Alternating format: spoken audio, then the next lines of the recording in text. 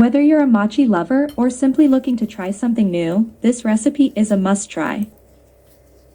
Welcome to our channel, where we bring you quick and delicious recipes from around the world. In this video, we'll show you how to make a unique twist on traditional Japanese mochi.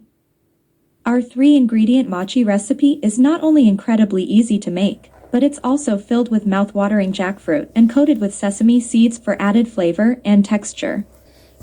Join us as we guide you step by step through the process, ensuring you can recreate this delightful treat in just 3 minutes.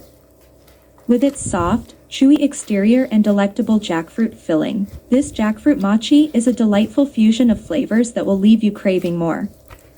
Whether you're a mochi lover or simply looking to try something new, this recipe is a must-try.